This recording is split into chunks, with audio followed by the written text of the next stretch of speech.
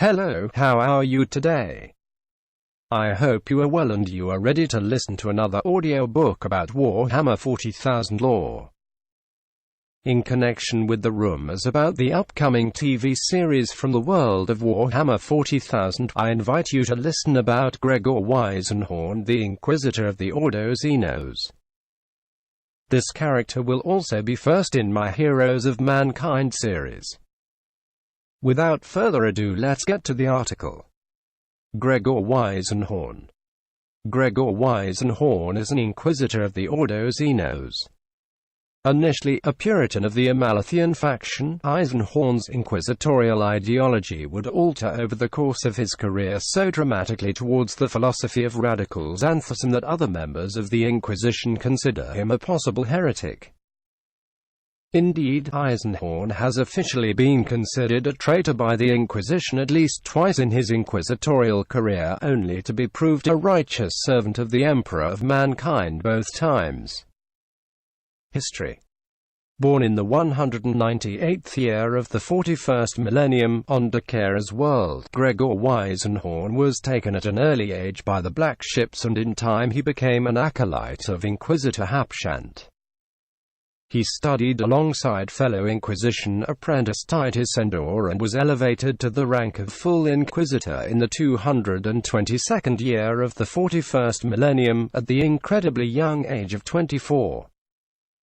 His first successful persecution was that of the heretic Lemete Syre.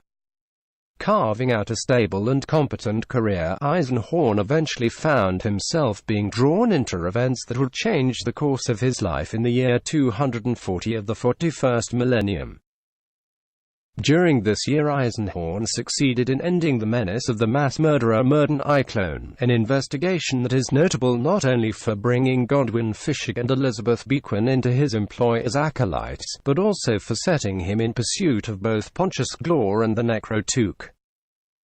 Following leads from the I-Clone investigation, Eisenhorn became tangled up with the heretical Cabal on the world of Gudrun, and in fact was briefly captured and tortured by one of its members, Gorgon Locke.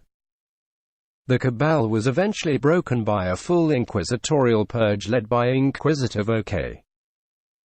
Eisenhorn was able to recover a device known as the Pontius from the Cabal, and it later transpired that this device held the encoded brain engrams of the infamous and long-dead heretic Pontius Glor. One of the Cabal's schemes had involved arranging his resurrection.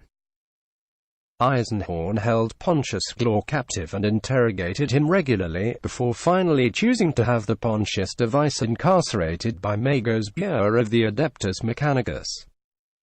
This decision would ultimately have a profound effect on Eisenhorn's future. Following up, further leads from the Cabal purge led Eisenhorn into one of his most famous investigations, the affair of the Necrotuk, a tome of chaos knowledge. Eisenhorn tracked the survivors of the heretical Gudrun Cabal to a colony world inhabited by the Xenos Saruthi. The Saruthi had come into the possession of a copy of the Necrotuk, and had translated it into their own language, creating two versions of this powerful Chaos Tome and a translating tool. The human Necrotuk tome, written in High Gothic, was quickly found and destroyed by Eisenhorn himself. Some radical inquisitors deemed this a heretical act and damned Eisenhorn for it. However, the majority of the local inquisitorial conclave, which was dominated by Puritans, supported Eisenhorn's decision to burn the tome, outvoting the radicals. Eisenhorn was therefore spared from censure and was in fact instrumental in planning a raid on the Saruthi homeworld, during which the remaining tainted items were destroyed. It was during this attack that Eisenhorn also first met Cherubiel, a powerful demon host who would plague Eisenhorn and the Imperium in later endeavors. The following year, 241st of the 41st millennium, Eisenhorn investigated the apparent ritual murders on the world of Samatat, at first believing the killings to be the work of some chaos cult. Soon, however, it was revealed that the culprits were actually ex-soldiers of the Astra Militarum. These former soldiers of the Samotar 9th Infantry Regiment had been driven mad by the horrors they had faced in war and were ritually killing regular citizens. Backed up by the arbitrators of the local Adeptus Arbites, Eisenhorn managed to corner and eliminate the fanatics in an abandoned and decaying building. During the resultant firefight, Eisenhorn lost his left hand to an experienced former sharpshooter. He was offered a bionic prosthetic but declined, making do with a fused stump until he could have a vat-grown hand grafted on 2 years later. In the 312 year of the 41st millennium, Eisenhorn's best friend and acolyte, Midas Battencourt, was killed by the heretic Fade Thuring during an investigation. Thuring escaped, and Eisenhorn promised to keep a watchful eye on Midas' infant daughter, Medea. Years later, when she came of age, she would follow the path of her father and join the retinue of Inquisitor Eisenhorn as his pilot. 26 Terran years later, in the 338th year of the 41st millennium, Eisenhorn began the investigation that he would become most famous for across the Imperium, the elimination of the heretic Inquisitor Quixos. The investigation took place in the aftermath of the disaster of the Thracian Primaris Triumph, where Eisenhorn's interrogator, Gideon Ravener, was horrifically injured, an atrocity that appeared to have been engineered to free several Alpha Plus class rogue psyches from Imperial detention. Eisenhorn's investigation took him to the world of Echen, where, posing as mutants, he and his team discovered that there was Inquisitorial collusion in the scheme that had freed the rogue psychers. Inquisitor Lyko was discovered in the company of the demon host Cherubiel. Taken aback by the reappearance of Cherubiel, Eisenhorn focused his investigations upon the creature. This led him to the fortress world of Cadia, where he discovered another demon host, Profanity, and ties between these demon hosts and the missing Radical Inquisitor Quixos. However, Eisenhorn's investigation was sidelined for some time by his arrest by Inquisitor Ozma for allegedly consorting with demons. Escaping, he was declared outcast by the Inquisition and forced to operate as a rogue for the remainder of the investigation. Eisenhorn sojourned with his Adeptus Mechanicus associate Magos Bure on the world of Sincher for some time, where he conferred with his prisoner Pontius Glor. During this period, he defeated a chaos cult that existed on the world and gained master-crafted force weapons. Eisenhorn next assembled a small strike group of 3 other Inquisitors, and acting in concert with them, tracked down and confronted the renegade Inquisitor Quixos. Eisenhorn himself was the one who killed Quixos, recovered his heretical book, the Malus Codicium, and banished both Profanity and Cherubiel to the warp. Eisenhorn was cleared of all charges against him at the conclusion of the investigation. In the 345th year of the 41st millennium, Eisenhorn succeeded in secretly summoning the demon Cherubiel and trapping him in the physical universe for interrogation and study. 10 years later he dealt with a minor warp incursion of demons on Gudrun. It was in the year 386 that Eisenhorn was able to avenge the death of Midas Battencourt, but it came at considerable cost. Killing the heretic Fade Thuring cost him the lives of several associates, placed Bequin into a coma, resulted in the destruction of his personal starship, his gun cutter, and forced him to use the demon Cherubiel as an ally. To control Cherubiel, Eisenhorn sacrificed the naive Puritan Inquisitor Bastian Vervook in an improvised chaos ritual. This foul misdeed was an important step on Eisenhorn's road to damnation. Shortly afterwards, Eisenhorn was the victim of a carefully planned attack orchestrated by Pontius Glor, who had escaped the Inquisition's captivity and decided to punish and torment his captors. Almost every facet of Eisenhorn's life was brought crashing down around him, including his career, as he was once again declared an outcast by Inquisitors Ozma and Haldane. His organization shattered, his own body broken and much of his retinue dead. Eisenhorn was eventually able to call on the aid of his former pupil, Gideon Ravener, who was now a full Inquisitor. With Raven's assistance, Eisenhorn was able to track Pontius down and eliminate him for good. However, the Pontius affair did more than deplete Eisenhorn's physical resources, it also finally broke down his resistance to employing radical methods of fighting chaos and the Imperium's other enemies. He began to travel with Cherubiel as his constant companion. Eisenhorn largely dropped out of sight after the Pontius affair, despite his outcast status apparently being rescinded once again by the Inquisition. He has reappeared for only brief moments in the years following, to recruit new acolytes or confer with past associates, such as warning Gideon Ravener about the intentions of the Chaos cult known as the Divine Fratry. Later members of the cult discussed Eisenhorn and suggested that he may have been killed fighting their followers, as he was inside a building that they bombed, and Eisenhorn subsequently vanished from the psychic foresight. The truth of his death can be disputed. Appearance and war gear.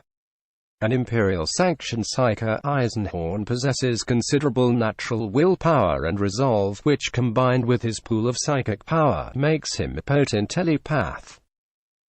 He normally channels his psychic talent through his voice, compelling people to follow his instructions.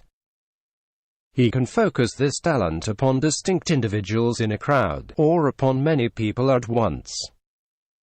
The most obvious physical attribute of Inquisitor Eisenhorn is his crude augmetic assist system, which can be seen projecting from the back of his head and encasing his lower limbs. This cybernetic implantation was done in a hurry near the end of the Pontius affair and appeared to both be permanent and of subpar construction. The augmetic rig allows him reasonable movement, but he has taken to using a sword stick to aid his balance. Several Terran centuries old, Eisenhorn looks only roughly middle-aged to the casual observer, as his aging process has been delayed by Inquisitorial rejuvenate treatments. The torture inflicted by Gorgon Lock resulted in the permanent destruction of many of the nerves in Eisenhorn's face. As a result, he has limited facial expressions and movement, and notably can no longer smile. Once clean-shaven and dark-haired, Eisenhorn was forced to permanently shave his head when accepting his augmetic system. He normally wears sober suits of dark gray or black under long blue or black high-collared coats. Underneath the coat could once be found his sword, sheathed at his hip. It is now fashioned into a sword stick, with the scabbard forming a walking cane. Also under his coat is the chest rig for his sidearm, normally holstered under his left shoulder. His Inquisitorial rosette is normally placed in an inside pocket. While Eisenhorn typically plays down his Inquisitorial station, he occasionally chooses to proudly display the full majesty of his office. In such circumstances, he dresses more ornately and colorfully, if still in the same basic pattern of the suit and long coat. His Inquisitorial rosette is then pinned to the front of his jacket, alongside other Imperial symbols and distinctions he is eligible to wear. In the early part of his career, Eisenhorn carried a power sword of unusual design. Instead of having a conventional metal blade as the focus of its energy field, the blade was itself made of pure energy. This antique, graceful and deadly blade had been blessed by the Provost of INX. In contrast to this priceless weapon, his standard sidearm during most of the same period was a cheap Imperial naval pattern Scipio stub pistol that had been crudely gang-marked by Lors Vibben, an ex-ganger employed by Eisenhorn as his bodyguard and personal aide. The grips had been replaced with ivory, upon which was etched an entwined skull and rose. Droplets of blood from the rose thorns were represented by inlaid carmine gems. Eisenhorn was initially rather embarrassed by this customization to his pistol, but later realized that he was being honored by Vibben's marking of his weapon in her gang colors. When Vibben was killed by agents of Murden Iclone, Eisenhorn made sure to use the pistol she had altered to execute Iclone. It was then buried with her. Eisenhorn's next signature weapon was a heavily customized bolt pistol given to him by a librarian of the Ordo Xenos Death Watch Space Marines. Made of green-hued chased steel, it was handcrafted to be of compact dimensions so that a normal-sized man could wield it and had a magazine housing in the hand grip. It was lost during the Quixos investigation and never replaced with another favorite sidearm. Eisenhorn's power sword was destroyed in battle with Cherubiel, so Eisenhorn had Magos Bure craft him two powerful force weapons, a force staff topped by a powerful psychic lodestone carved to resemble Eisenhorn's own skull, and a force sword based on Barbariaster. A blade once carried by Arianrad SW Swadier, one of Eisenhorn's deceased retainers. Include. What SW mean? Does anyone know? I looked at Google but found nothing. End of include. A very old weapon, the blade had been folded over 900 times and enhanced by potent pentagrammatic wards. Originally a long, double-handed, single-edged, saber-like weapon, Barbariaster was straightened and reforged into a single-handed sword after it was broken in the battle against the rogue Inquisitor Quixos. Eisenhorn's force staff is slung across his back when not in use. Eisenhorn often refers to Barbariaster as if the sword had a mind of its own. Indeed, on several occasions, the weapon seemed to perform tricks that Eisenhorn himself could not manage. This would indicate that the blade is possessed by some kind of warp entity. Interestingly, Eisenhorn, who most of the time sees himself as a Puritan Inquisitor, never questioned the fact that his sword seemed to think for itself.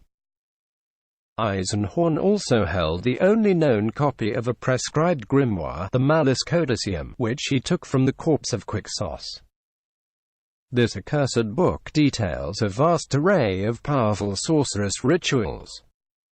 With the book as his teacher, Eisenhorn learned how to create demon hosts, undead thralls, and explosive warp vortexes, among other foul products of chaos.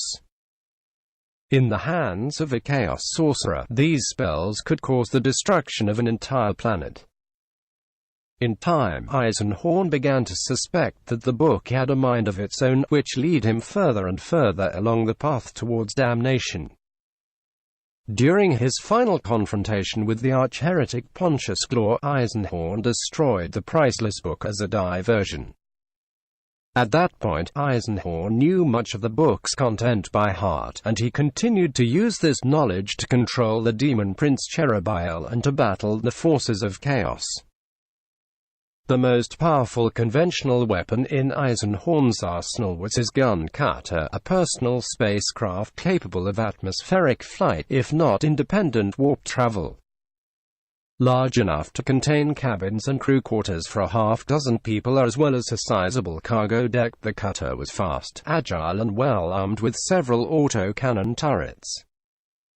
Eisenhorn and his retinue also employed their own personal form of coded language, named Glossia.